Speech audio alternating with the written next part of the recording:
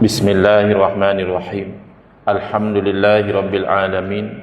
Wa afdhalus salati wa atamut taslimi ala sayyidina Muhammadin wa ala alihi wa sahbihi ajma'in. Rabbi shrah li sadri wa yassir li amri wahlul 'uqdatam min lisani yafqahu qawli. Subhanaka la ilma lana illa ma 'allamtana innaka antal alimul hakim. Allahumma akhrijna min zulumatil wahmi wa akrimna binuril fahmi waftah alaina bima'rifatil ilmi wa sahhil akhlaqana bil hilm waj'alna mimman yastami'una alqawla fayattabi'una ahsanah.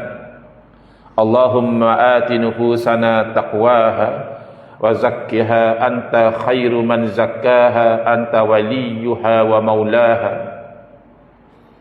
Allahumma arinal haqqa haqqan warzuqna ittiba'ah wa arinal batila batilan warzuqna ijtinabah.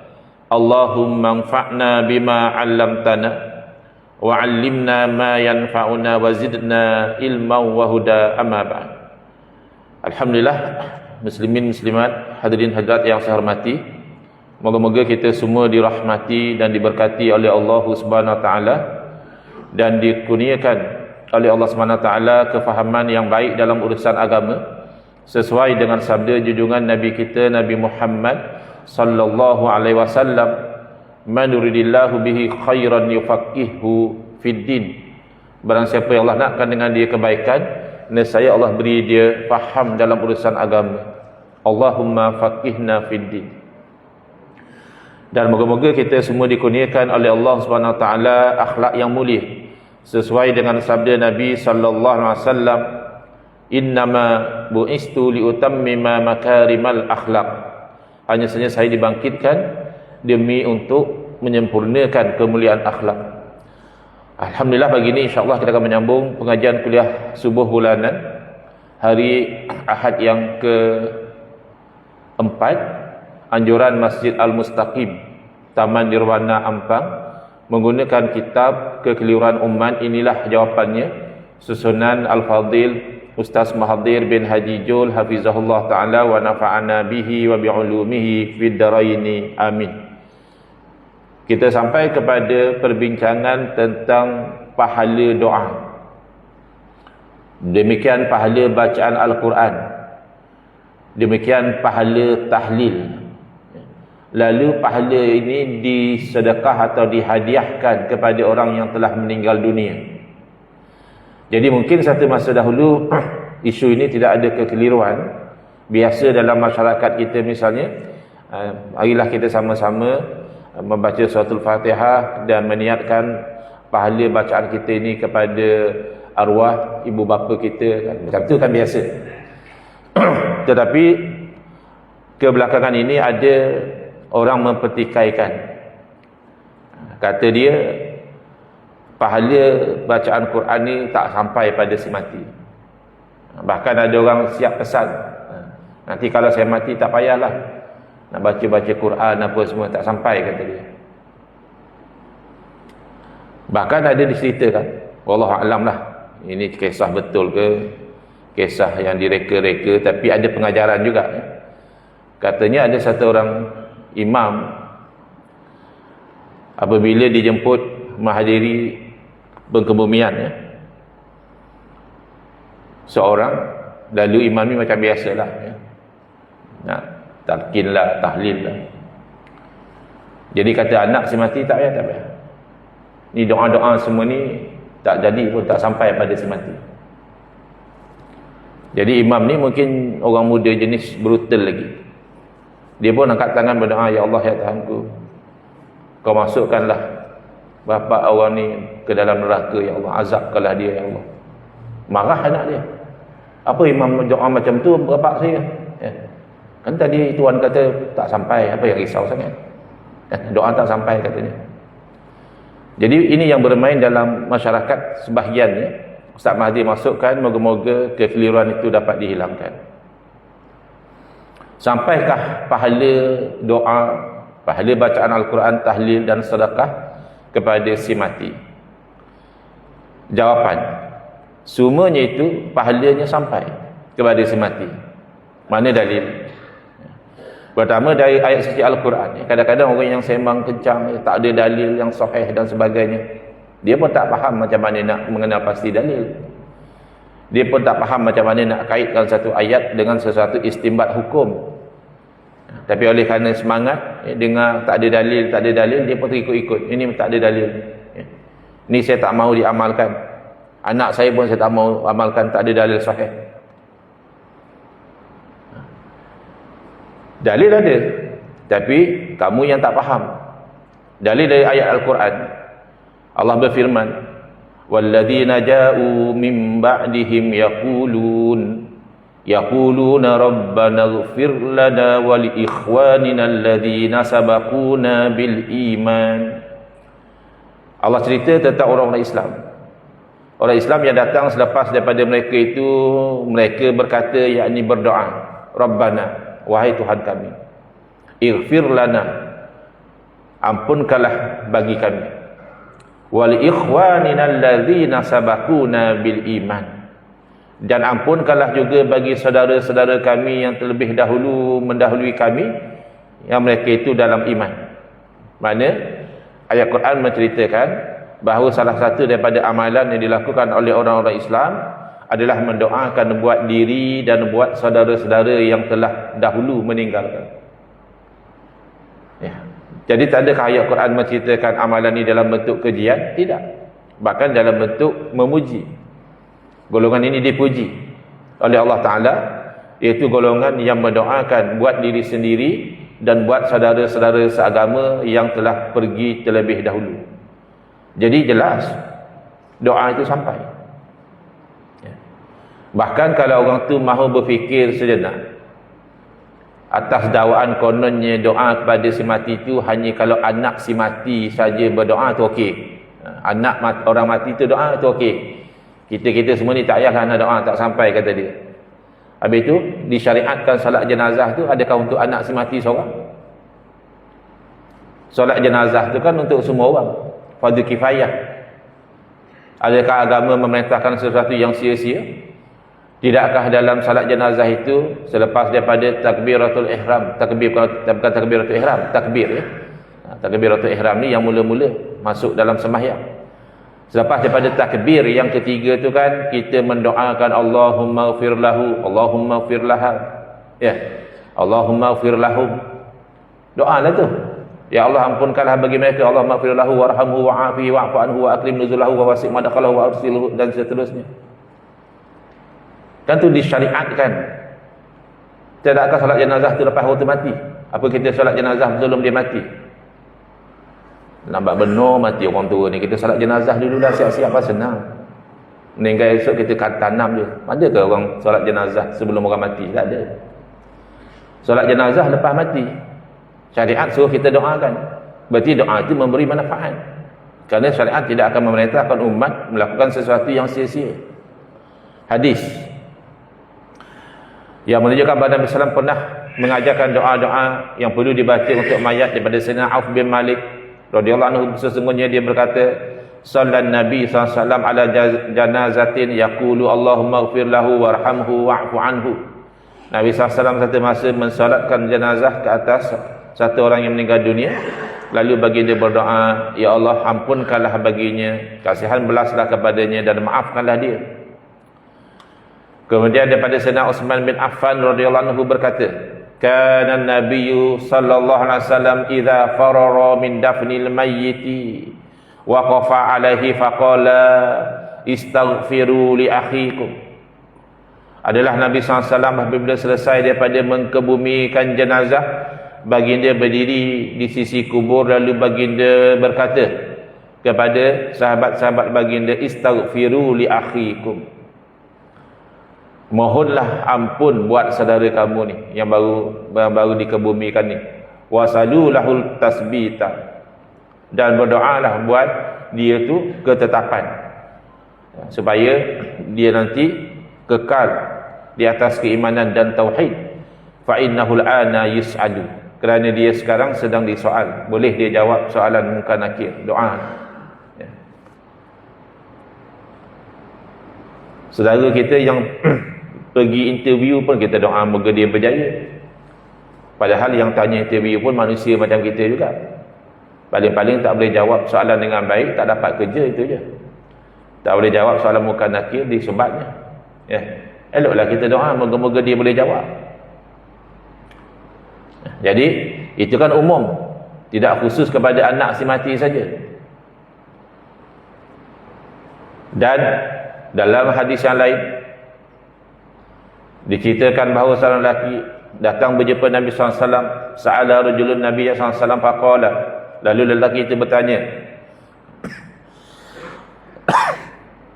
ya Rasulullah, inna ummi matat yanfa'uha in tasaddaqtu anha?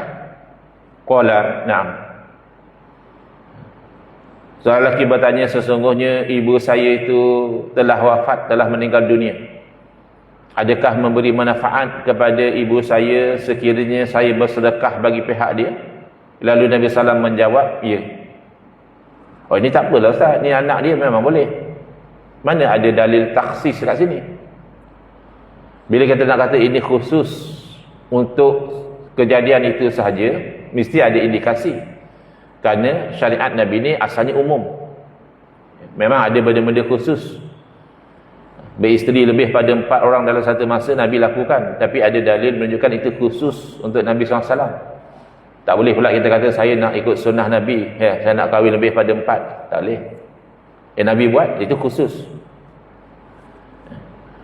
Ya, ini tak ada pun dalil mengatakan sedekah yang memberi manfaat pada si mati itu hanya khusus kalau disedekahkan oleh anak. Tak ada pula. Jadi kalau faham secara sempit macam tu yang kata kalau tinggal solat dengan sengaja tak payah qada tu. Sebab dia ambil dalam hadis Nabi kata kalau orang tu terlupa atau tertidur lalu tak solat, maka hendaklah dia solat bila dia ingat.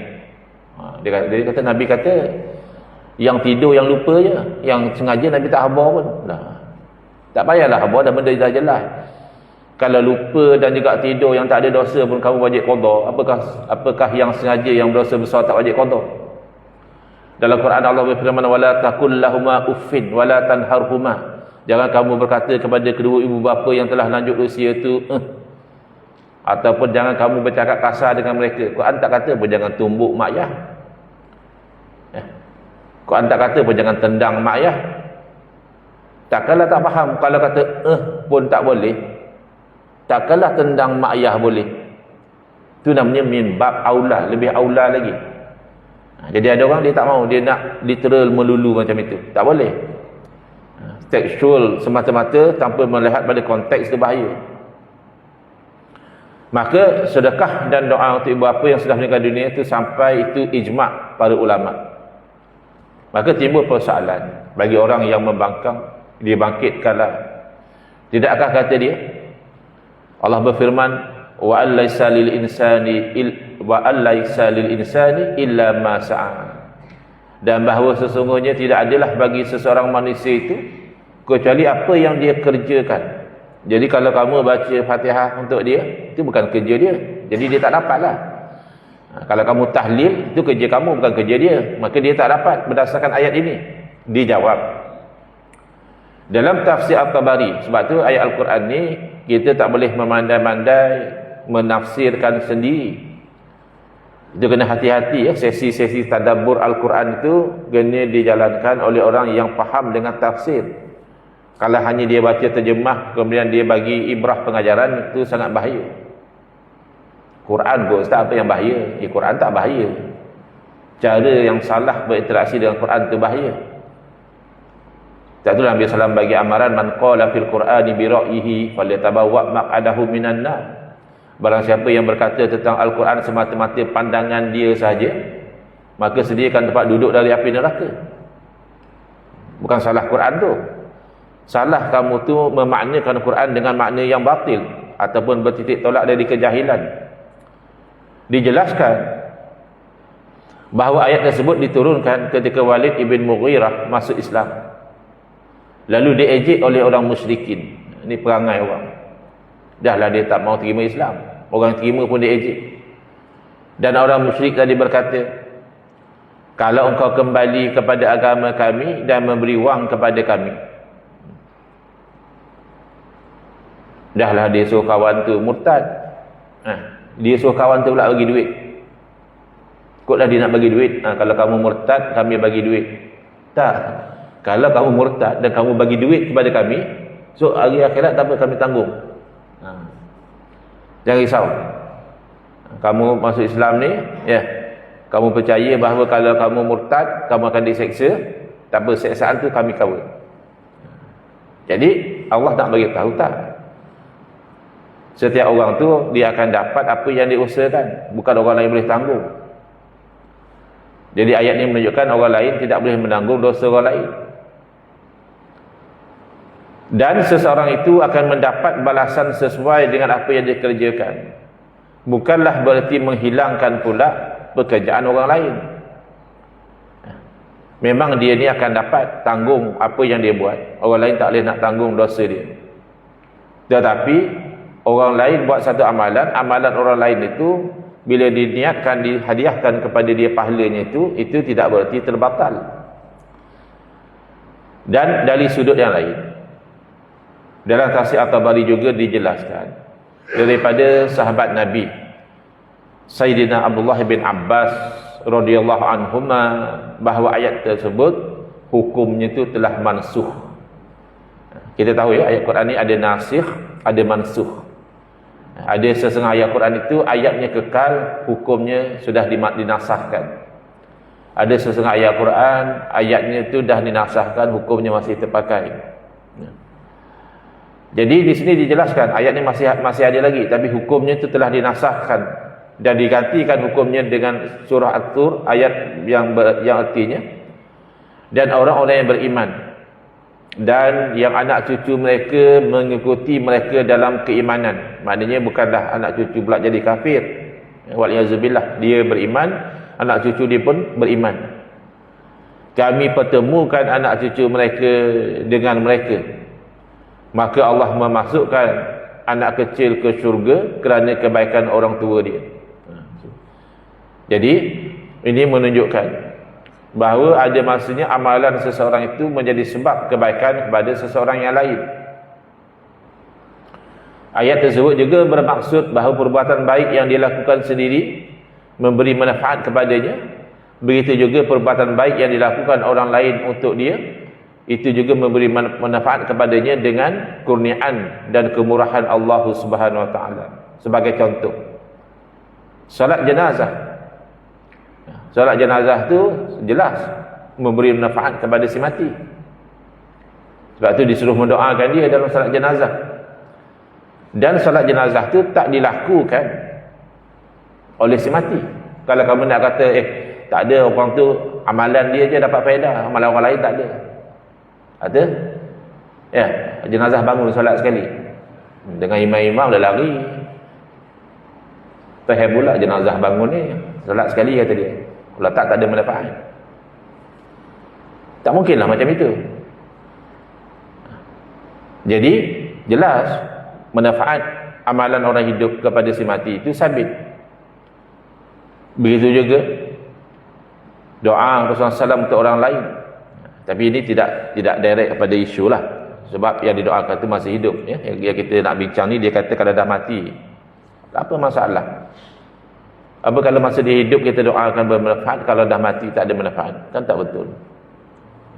Allahumma alimhu al-hikmata wa ta'wil al-kitab. Nabi SAW mendoakan kepada Sayyidina Abdullah bin Abbas radhiyallahu anhuma, ya Allah ajarkanlah kepada dia al-hikmah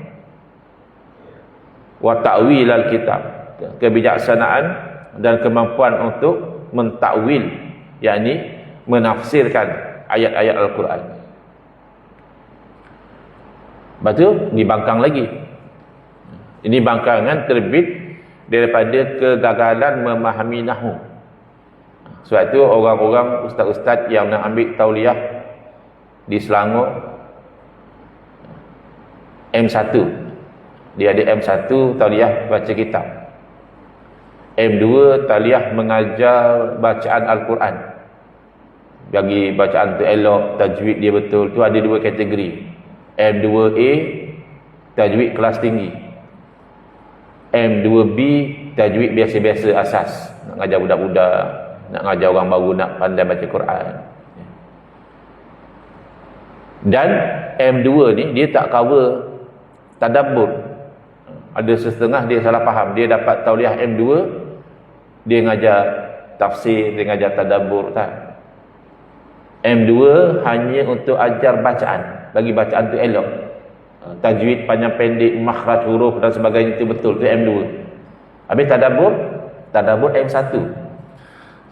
Sebab nak tadabbur Al-Quran tu kamu kena faham, pandai baca kitab. M3 ni dia untuk orang yang nak ceramah umum. Dia tak adalah buka kitab. Ke orang jemput dia ceramah Ma'al Hijrah ke, ceramah Maulid Rasul ke, ya. Ceramah sempena Aidul Adha ke, ya. Bolehlah sebab dia ada tauliah M3. Biasanya orang yang dapat M1 automatik dicadangkan M3. Kalau dah boleh baca kitab, bolehlah ceramah macam tu. M4 ni dia tak ada kepakaran dalam bab agama sangat, tapi dia tu nak juga berceramah bidang tertentu. Misalnya bidang pengurusan jenazah dia mahir. Tapi yang lain kalau suruh dia cerita dia tak pandai lah. Tapi bidang pengurusan jenazah tu dia tahu. Dia nak bagi ceramah tentang macam mana nak menguruskan jenazah, dia minta M4. Ataupun dia hanya nak ngajar bab faraid je, pembagian harta pusaka. Memanglah dia ni tak adalah belajar agama formal, tidak, tapi pengalaman dia bekerja dan sebagainya itu dia mahir bab pusaka. Jadi dia nak sampaikanlah kemahiran dia itu pada masyarakat. Tapi nak bagi M1 baca kitab pun dia tak pandai, ya. Akhirnya dia bagi dia M4 supaya dia hanya fokus kepada bidang kepakaran dia yang satu tu. Jadi bila M1 tu yang bagi saya lah yang paling mencabar sekali. Sebab nak baca kitab lebih-lebih bagi kita Arab ni, kita kena faham kedudukan perkataan tu di mana. Adakah dia sebagai fa'il, pembuat, ataupun dia adalah maf'ulun bih yang diperlakukan sesuatu kepada dia, ya. Adakah dibaca dengan maklum, tidak ketahui siapa pembuat, ataupun majhul, tak disebut siapa yang buat, ya. Adakah dia maf'ul yang dahulu ataupun maf'ul yang diakhirkan. Banyak benda lah kita nak kena faham. Dan kadang-kadang ayat dalam kitab dia panjang tu akhirnya kembali kepada nya, hu tu domir dia, nya lah dalam bahasa kita, nya. Tak betul kembali nya tu jahanam. Maka sunat, ya, dilakukan selepas dalam 7 hari itu lahir bayi itu, maka sunat dilakukan akikah seekor kambing bagi anak perempuan dan 2 ekor kambing bagi anak lelaki, dan dicukur kepalanya, ya. Dia baca kitab sendiri, tak mengaji dengan guru, akhirnya dicukur kepala kambing sebab dia ingatnya tu kembali pada kambing. Sunat disembelih kambing dan dicukur kepalanya. Apa pula kepala kambing dicukur? Kepala budak itulah dicukur. Kambing tu sunat disembelih. Ya. Bahaya kalau silap dhamir, berubah hukum. Jadi hadis pun kalau kita tak tahu mana nak letak dhamir dia, jadi salah faham.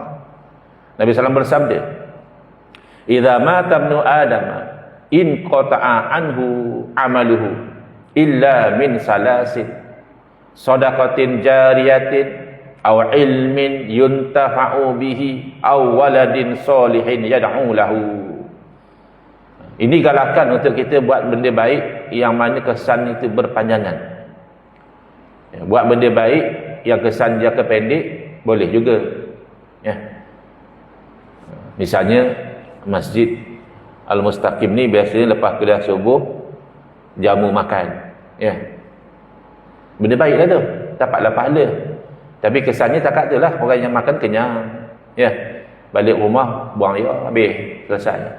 Pahala dapat tak dapat lah, sekali tu dapatlah pahala tu. Tapi kalau kita nak yang berpanjangan, biarlah kesannya berpanjangan. Jadi apabila meninggal anak Adam, seseorang anak Adam tu mati, terputus daripadanya amalan dia, kecuali dari 3. Kenapa? Sebab yang 3 ni kesannya berpanjangan. Pertama, sedekatin jariyatin, sedekah yang jariyah. Jariyah ni dari segi bahasa makna yang mengalir. Masa dia hidup dulu, dia sedekah misalnya untuk buat hospital. Dah 200 tahun dia meninggal, hospital tu masih orang guna lagi. Merawat orang sakit dan sebagainya, dapat pahala. Buat madrasah, masih orang guna. Buat masjid, masih orang guna. Itu namanya sedekah jariyah. Banding dengan yang tadi, sedekah juga. Kita beli roti, kita agihkan kepada gelandangan, tu sedekah. Tapi dia tak jariyah. Kerana manfaat dia hanya setakat tu. Nak buat tak? Buatlah, sila. Tapi jangan lupa yang jariyah ni. Sebab ini kita mati pun pahala masih masuk akaun, kan untung. Orang berniaga kan selalu cakap, kita berniaga ni kalau boleh nak passive income. Ni passive pahala lah. Dah mati, pahala masuk lagi. Au ilmin yuntafa'u bihi, ataupun ilmu yang diambil manfaat dengan ilmu tadi. Masa hidup dia mengajar orang ni buat macam ni, ajar orang semayang, ajar cara nak cari rezeki halal dan sebagainya. Sampai dia meninggal, orang masih guna ilmu dia, dapat pahala. Au waladin salihin yad'u lahu, atau anak yang soleh yang berdoakan. Ini macam amalan dia juga. 3 ni sepatutnya dah habislah, dia dah mati. Tapi sebab ia terbit daripada amalan masa dia hidup, dianggap macam amalan dia juga. Macam mana pula tu? Kan anak yang doa, ya, anak yang soleh ni agak-agak hasil usaha siapa? Yalah, semuanya di tangan Allah. Daripada ayah dia awal lagi pilih ibu yang baik. Nak dapat anak yang baik, usaha yang pertama cari ibu yang baik. Sebab ibu ni yang akan didik anak dia. Kadang kita hanya pilih ibu yang cantik, yang berkenan di mata kita, tapi perangai dia tak elok. Nak dapat anak soleh ni pada peringkat pilih isteri tu dah bermula usaha tu. Kemudian dengan doa lagi. Bahkan masa nak bersama pun ada doa, ya. Kemudian masa mengandung pun kita amalkan doa-doa lagi. Bersalin lagi, kita apa tu? Azankan. Ya. Lalu kita didik. Kita bagi tarbiyah, akhirnya jadi anak yang soleh. Maka ini ibarat amalan kita yang mengalir selagi mana anak yang soleh itu beramal soleh, termasuklah berdoa. Baik, jadi kata dia tengok 3 ni saja. Mana ada kalau doa orang lain ke, tahlil ke, baca Quran, mana ada? Yang ada hanya kalau sedekah jariyah, yang ada hanya kalau ilmu yang kita ngajar orang masih manfaatkan, atau anak kita sendiri yang mendoakan. Mana ada kalau orang lain? Cuba kamu baca hadis tu dengan kefahaman bahasa Arab yang betul. Idza mata ibnu adama in qata'a anhu amaluhu. Apabila meninggal satu orang anak Adam, terputuslah daripadanya amalannya. Nya tu kembali pada siapa? Kembali pada si mati. Mana si mati kalau dulu rajin solat, ya, rajin baca Quran, lepas tu meninggal, habislah. Tak ada lagi nak solat dalam kubur, tak ada lagi nak baca Quran, ya. Tapi kalau masa dia hidup dulu rajin, dia bersedekah jariyah, pantang orang buka sekolah, dia bagi derma. Pantang orang buka hospital, dia bagi derma. Ya, pantang orang nak buat masjid surau, dia bagi derma. Ya, yang tu walaupun dia dah meninggal, manfaat tu berpanjangan. Maka amalannya tu tak terputus. Amalannya, bukan amalan orang lain. Macam mana kamu ambil satu hadis yang bercerita tentang amalan si mati, kamu pergi pakai pada amalan orang hidup? Orang hidup tu amalan dia tak terputus. Orang mati tadi yang amalannya terputus, kecuali 3. Itu pun ulama kiaskan. Kias ni salah satu sumber hukum. Masa hidup dia gali telaga, boleh orang guna air situ. Tak ada sebut dalam ni. Tapi ulama kiaskan. Kalau masa hidup dia ada buat telaga, sistem perairan, orang boleh ambil air sampai dia mati. Itu pahala dia masih berjalan, amalan dia.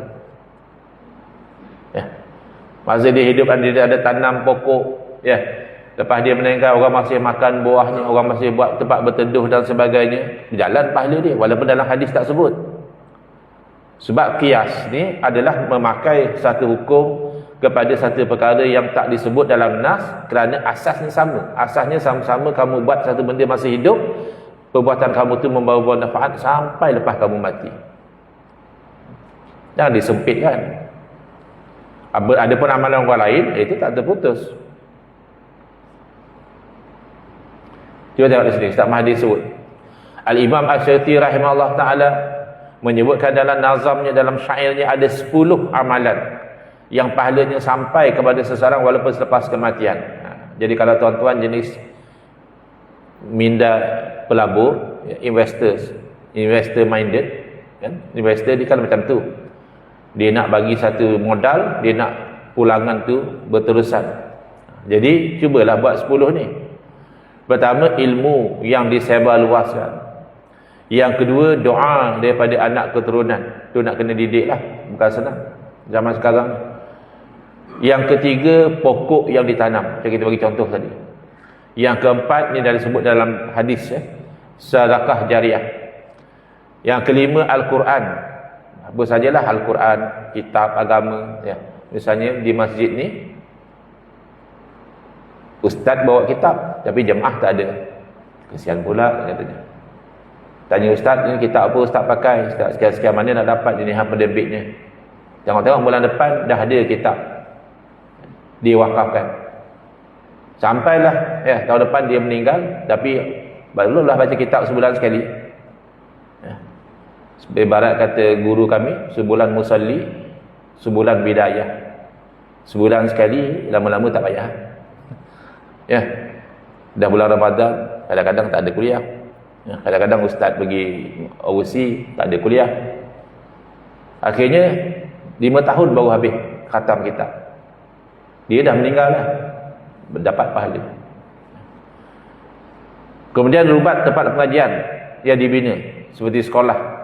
Kemudian perigi yang digali atau sungai yang dibuat, sungai tiruan, bagi manfaat kepada tanam-tanaman orang ramai. Rumah untuk musafir. Masa dia hidup, rajin dia buat rumah untuk orang musafir rehat, semayang dan sebagainya. Lepas meninggal, orang masih guna. Tempat untuk berzikir. Dia sediakan tempat untuk orang untuk duduk di situ berzikir, beribadah dan mengajar Al-Quran. Ini semua pahalanya berpanjangan. Pendapat ulama disebutkan dalam Fathul Mu'in. Alah, ini pendapat ulama je ke ustaz habis tu? Nak ambil pendapat juhalah. Eloklah pun kita ambil pendapat ulama, dia pakar. Tapi ulama tak maksum ustaz. Habis tu kita ikut ulama pasal ulama maksum ke? Kita ikut ulama pasal dia pakar. Kalau nak kira maksum, sahabat Nabi pun tak maksum. Adakah kamu tak nak ikut sahabat Nabi? Alasan sahabat tak maksum? Kita ikut sahabat kerana mereka murid-murid Nabi. Mereka yang mengaji dengan Nabi. Bila Nabi SAW bersabda, "Sallu kama ra'aitumuni usalli," hendaklah kamu salat sebagaimana kamu lihat aku salat. Yang lihat Nabi salat itu sahabat, makanya kita ikut. Bukan sebab maksum. Ada kalau tak nak ikut ulama, nak ikut apa? Ikut Quran Sunnah lah Ustaz. Quran Sunnah betul. Memanglah Quran Sunnah betul. Kamu ketika mana kamu faham Quran Sunnah tu, kamu tu pasti betul ke? Kamu tu maksum ke? Hati-hati zaman sekarang ada yang jenis macam tu. Ulama tak maksum lah bagai. Bila dia bagi pandangan, macam dia pula maksum. Wa tanfa'u mayyitan min warisin wa ghairihi sadaqatun anhu. Disebut dalam kitab Fathul Mu'in, maka memberi manfaat kepada si mati, sedekah yang dibuat oleh waris ataupun oleh orang lain. Wa minha, sebahagian daripada sedekah yang bagi manfaat itu, waqfun li mushafin, wakafkan mushaf, wa ghairihi, dan lainnya, kitab-kitab agama dan sebagainya. Wa bina'u masjidin, dan buat masjid. Wa hafru bi'rin, dan menggali perigi. Wa gharsu syajarin, dan menanam pohon. Minhu fi hayatihi au min ghairihi anhu ba'da mautihi. Sama ada dia buat tu masa dia hidup, tu bagi manfaat pada dia lepas dia mati, ataupun dibuat oleh orang lain untuk dia selepas kematiannya. Wa du'a'un lahu ijma'an, dan bermanfaat kepada si mati akan doa secara ijma'. Hati-hati ya. Kadang orang yang ada ulama sepakat ijma' itu dia nak kacaunya. Yang tak ada ulama benarkannya tu, ya pula ya kamu nak sokong angkat. Ya. Yang kecoh ambil komisen zakat ni, ulama mana yang benarkan tu? Zakat tu kan 100% untuk asnaf. Innama sadaqah, innama tu adatul hasri, hanya senya. Anak yatim pun tak boleh dapat duit zakat kalau dia tidak fakir miskin. Anak yatim ni kan orang yang belum balik, yang kematian bapa dia, bapa jutawan, ya, bila meninggal dapatlah harta pada anak dia. Jadi walaupun dia yatim, dia tak masuk asnaf. Kalau dia yatim, dah lah dia yatim, dia fakir, dia miskin dan sebagainya, itu dapatlah. Jadi dari mana ulama mana yang benarkan daripada duit zakat tu kamu bayar komisen? Kata dia pun asnaf juga. Asnaf apa? Asnaf fi sabilillah. Atas dasar apa dia asnaf fi sabilillah? Oh, dia berdakwah. Habis memang digunakan untuk dakwah lah tu. Kamu pantau ke? Oh, kami bagi mana kami nak pantau? Mana boleh bang? Kok RM200 kamu bagi, tak ada masa kamu pantau, orang faham. 200 juta kamu tak pantau. Apa nama pegang amanah? Ada ulama benarkan ke macam tu? Yang sepakat ulama kata boleh, ya, doa pada orang mati dan sebagainya, itu yang kamu nak petikai. Yang tak ada ulama benarkan, yang tu yang kamu nak sokong. Ni mana? Bayangkan fakir miskin tu tak menangis dia. Aku kami susah lagi nak dapat bantuan, ya. Kamu 230 juta macam-macam kereta kamu beli. Ini kan mengambil hak orang lain secara zalim.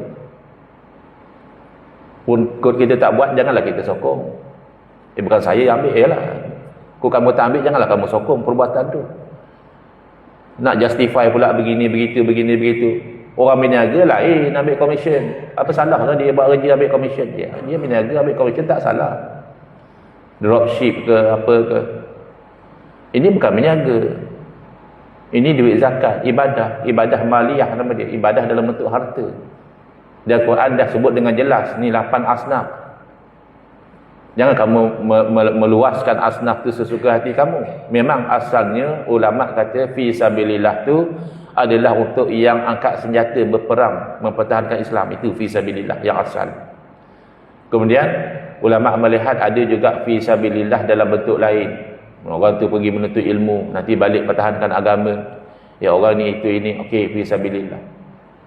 Ini kamu bagi pada sesuatu badan, kamu tak pantau. Mana boleh macam itu? Ya, ini tak ada masalah ijma'.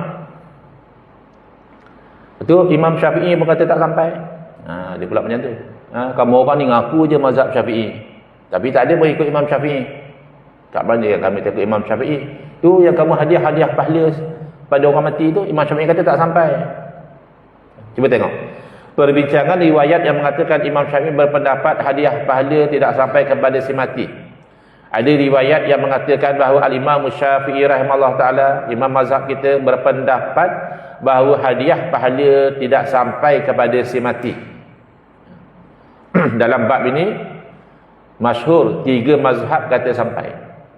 Hanafi, Maliki, Hambali kata sampai. Syafi'i, mazhab Syafi'i pun kata sampai. Cuma ada riwayat daripada imam mazhab mengatakan tak sampai. Lalu yang faham percakapan imam mazhab ni adalah ulama-ulama mazhab Syafi'i. Sebab dia yang mengaji ikut kaedah Imam Syafi'i. Lalu diterangkan oleh Syekh Zakaria Al-Ansari, Syekhul Islam Zakaria Al-Ansari menerangkan, bukankah orang kata Imam Syafi'i kata tak sampai? Lalu beliau terangkan, inna masyhural mazhabi ai fi tilawatil Qur'ani, adapun yang masyhur menjadi pegangan Imam Syafi'i dalam bab bacaan Quran, mahmulun ala ma idza qara'a la bihadratil mayyiti. Pertama ditanggung kalau dibaca Quran tu bukan di sisi jenazah. Di sisi Imam Syafi'i, bacaan Quran di sisi jenazah atau di sisi kubur tu bawa manfaat. Kerana Quran tu dia ada syafaat dia. Yang tu kamu tak war-warkan pula. Imam Syafi'i galakkan orang baca Quran tepi kubur, yang tu kamu diamkan. Kamu duk pusing yang ni, Imam Syafi'i kata tak sampai. Dan isunya pun Imam Syafi'i paling-paling mengatakan tak sampai, bukan kata tak boleh. Yang kamu kata Imam Syafi'i, Imam Syafi'i larang baca Quran untuk si mati, lain. Dia bukan isu boleh tak boleh baca Quran kepada si mati. Itu sepakat boleh. Isunya kalau kamu baca Quran dan niat kamu tu untuk si mati, pahala tu sampai tak pada si mati? 3 mazhab kata sampai. Sedekah sampai, haji sampai. Ini kan jenis ibadah ya sampai. Sama-sama jenis ibadah. Kan kita boleh buat haji untuk orang lain, orang mati. Itu dalam hadis sebut kita sedekah boleh untuk orang mati.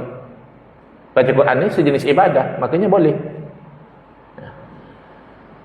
Cuma isunya sampai tak sampai, bukan boleh tak boleh. Kalau yang ikut pandangan kata tak sampai, maknanya pahala itu hanya untuk orang baca. Bukanlah orang baca Quran tu jadi berdosa, tidak. Tapi pahala itu untuk dia lah. Tapi apa maksud tak sampai? Pertama, kalau tak dibaca di sisi mayat. Yang kedua, walam yanwi sawaba lahu, atau dia tak niat. Dia baca di sisi mayat tapi dia tak niat. Maaf, dia baca tapi dia tak niat. Kalau baca di sisi mayat tadi memang dapat manfaat lah. Ni dia tak niat. Kenapa? Kerana innamal a'malu binniyat. Amalan tu dinilai oleh Allah berdasarkan niat.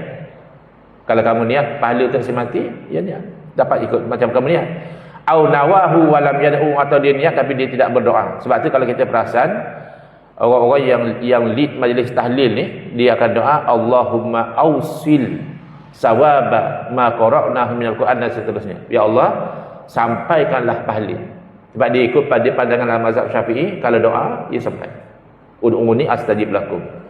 Doa kepada saya perkenankan.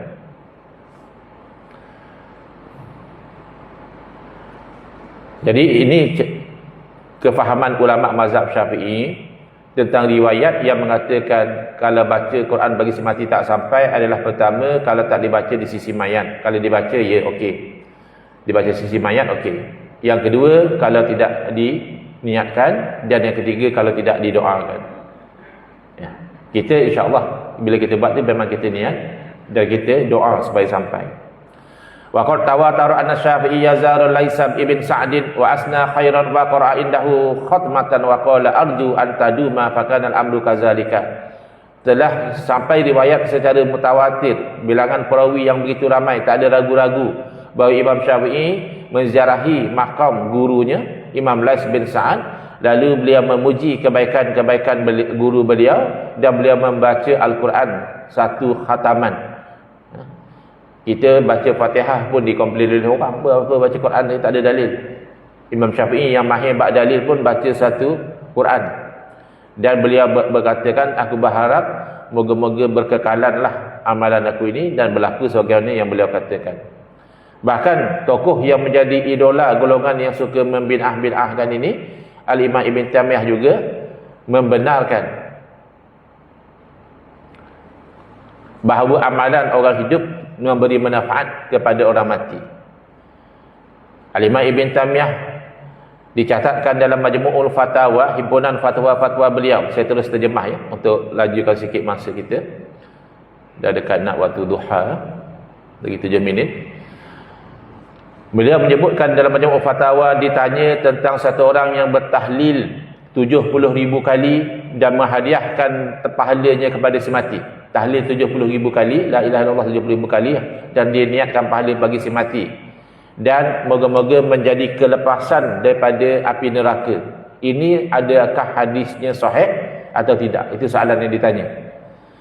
Kemudian jawab Ibn Taymiyah, apabila seorang itu bertahlil dan menghadiahkan pahalanya kepada si mati, adakah sampai pahalanya kepada si mati? Ya, dua soalan ya. Pertama, adakah hadisnya sahih?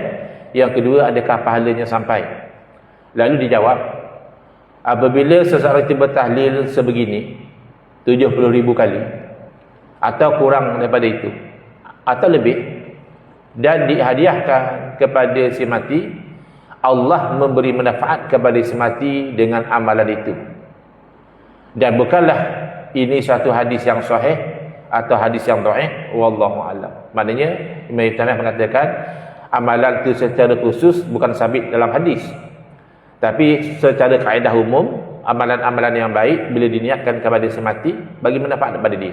Berarti Imam Ibn Taymiyah kata itulah 70,000 ke, kurang ke, lebih ke, ya, maknanya tak mesti. Bukan ada hadis yang sebut mesti 70,000, tidak. Jadi bagi manfaat. Ini pandangan Al-Imam Ibn Taymiyah yang selalunya mereka jadikan sebagai ikutan dalam pegangan mereka. Kemudian dalam kitab Hukum Syar'iyyah Al-Islamiyah fi Maktam Lailah Al-Arba'in dinyatakan pendapat Syekh Ibn Taymiyah as-sahih anal mayyita yantafi'u bi jami'il ibadat. Pandangan yang kuat adalah si mati mendapat manfaat dengan segala jenis ibadat yang dilakukan dengan tubuh badan, baik dalam bentuk solatnya atau puasa atau baca Quran, sebagaimana si mati juga mendapat manfaat daripada ibadah dalam bentuk harta seperti sedekah dan sebagainya. Dan sebagaimana kalau didoakan untuk dia dan diminta ampun buat dia dapat manfaat. Ini pandangan dipetik daripada Ibn Taymiyah sendiri.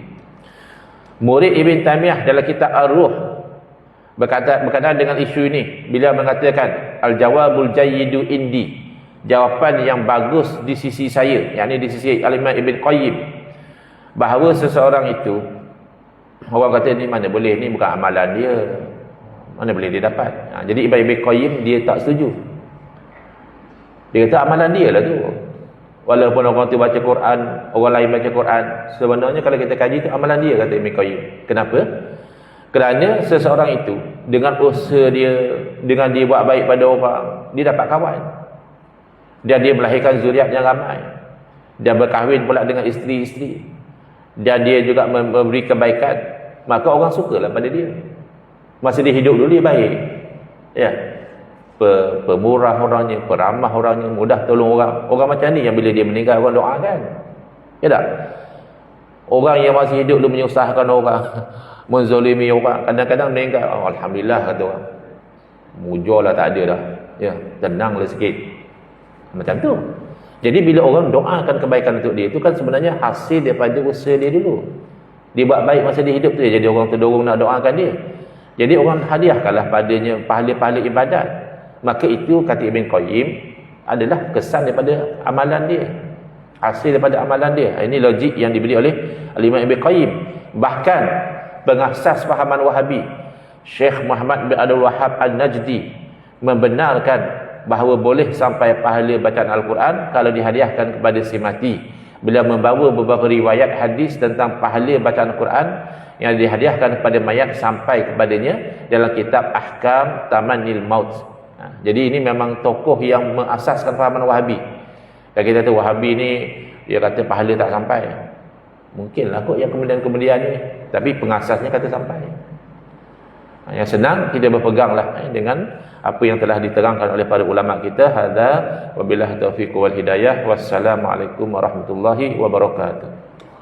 Bismillahirrahmanirrahim. Alhamdulillahirabbil alamin wassalatu wassalamu ala asyrafil anbiya'i wal mursalin wa ala alihi wa sahbihi ajma'in. Allahumma shrah sudurana wa ahsin akhlaqana wa azim ujurana wa nawwir qulubana bi nuri hidayatika kama nata'udhu bi syamsika abadan abada. Allahumma qulna min dhulil maksiati ila izzi ta'ati ya arhamar rahimin. Wa sallallahu ala sayyidina Muhammadin wa ala alihi wa sahbihi wasallam walhamdulillahi rabbil alamin. Amin ya rabbal alamin.